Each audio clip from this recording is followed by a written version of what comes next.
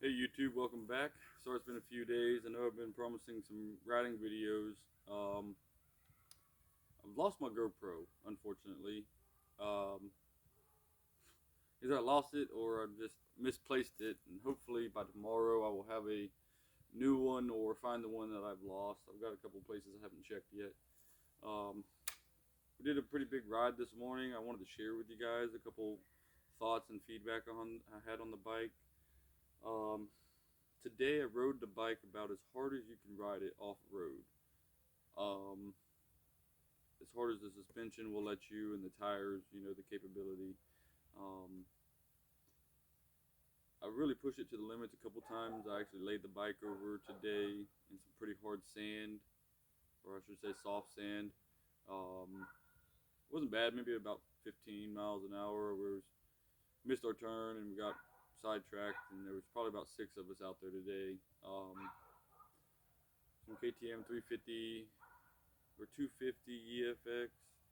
Um, Everybody out there was on KTM's or Husqvarna 350 or whatever the guy was on. But um, there were some old timers out there today, and let me tell you guys, they were ripping it. It was fun. I had a blast. We hit a lot of whoop-de doos, and I sent this bike on everything. I mean, no fear. Um, the first break we took, the old man on the KTM, he laughed and basically said, I needed tires and suspension, and I'd outrun the pack. Um, so just give you a thought process on the capability of these things. Guys out there on these trails, single tracks, or wherever, the KTM 500s and all that stuff. I mean, this bike will hold its own with them. Um, Now, in a drag race, obviously, the KTM will win. We're not even going to debate that. But bigger CC and everything. There was a KTM 250 EXFC, I think, out there today, and his bike's about 40 pounds lighter than this thing is stock, I want to say. But man, he was really impressed with it, and so the suspension kind of held me back a little bit in some of the spots I could have gotten a lot more air on and had maybe a little more fun with. Um, but I still had a blast. Um, I rode on the side of the road, this special spot that you can ride for a couple miles on the side of the road, fenced in. It's on Eglin Air Force Base, and that was fun. 60 miles an hour, rarely having to come up out of the seat to adjust for the bike not having a very good suspension. Um, some things to keep mind. Something beneficial about these bikes, guys. I laid it down, and really, it was in some sand. You can't really see it, but there is some pretty fine scuff marks right here. Oh yeah, you can see it right there. Um, Plastics are pretty easy to replace. You can always put cool stickers over them and stuff. So, it wasn't a real big deal. My biggest thing, guys, is have your protection, your riding gear on, your riding boots, especially if you're adventuring by yourself. It's good to have that protection. So a fun, enjoyable ride could turn into a nightmare situation really quick if you injure yourself out there on the trails.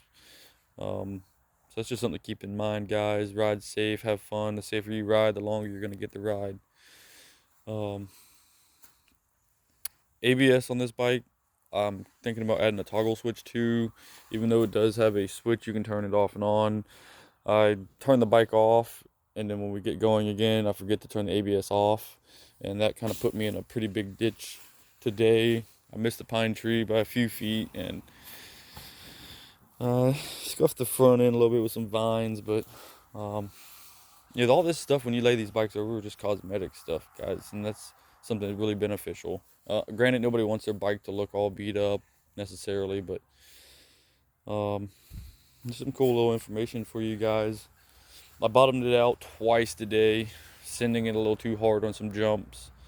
And mind you, guys, most of these jumps that people are talking about, they're hitting on these bikes, like, they're not tabletops, or they're not anything serious. Most of the time it's a jump to a flat surface. and that's already hard enough on a machine, you know, from a jump to a flat surface without trying to ease the jump with another jump going to a backside of, you know, a bigger jump. So that's stuff to keep in mind. The tires really were all over the place today. Coming out of the turns, so you know, turn the ABS off, you lock the bike up, and be able to get it the back end to slide around into the turn how you want. You downshift, come out a second with the clutch, you know, pulling out of the turn, and it just fishtails.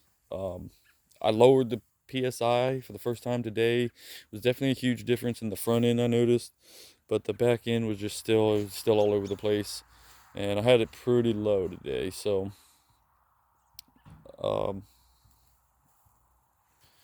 that's about it, guys, that I've got to cover. I wanted to share that with you guys, and I was really upset I didn't get videos of today's ride. It would have been really awesome, but unfortunately I didn't. But these guys try to go out every weekend. They're retired, so like, hopefully I'll have a GoPro for this next ride and be able to share some more videos with you guys. I'm trying to get a GoPro stick to get a better riding view of me riding the bike also, instead of just the trail view. So guys, you know, appreciate you guys tuning in. Hit that like, share, subscribe button, tell your buddies, and stay tuned for some riding videos. Thanks, guys.